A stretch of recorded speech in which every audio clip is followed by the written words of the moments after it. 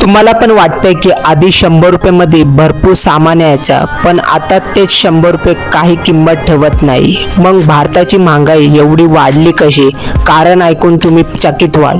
तुम्ही बाजारात जाता आणि टोमॅटो, कांदा, तेल, दूध सगळ्याची किंमत अचानक वाढलेल्या दिसतात. ह्यामागचं पहिलं कारण आहे मागणी आणि पुरवठा. जेव्हा एखादी वस्तूची मागणी जास्त आणि पुरवठा कमी होतो तेव्हा किमती वाढतात. दुसरा मोठा कारण म्हणजे इंधनाचे दर. पेट्रोल आणि डिझेल महाग झाला की वाहतूक खर्च वाढतो आणि त्याचा परिणाम जवळपास प्रत्येक वस्तूच्या किमतीवर होतो. तिसरा कारण आहे हवामान बदल. अवकाळी पाऊस, दुष्काळ किंवा पूर यामुळे पिकाचा नुकसान होतो आणि अन्नधान्य महाग होतात. आणि चौथा कारण म्हणजे जागतिक घटना, युद्ध, पुरवठा साखळीतील अडचणी आणि आंतरराष्ट्रीय बाजारातील बदल याचाही थेट परिणाम भारतातील महागाईवर होतो. म्हणजेच महागाई फक्त बाजारातील समस्या नाही तर अनेक घटकाची साखळी आहे. आता तुम्हाला समजला का वस्तूची किंमत सतत का वाढत आहे?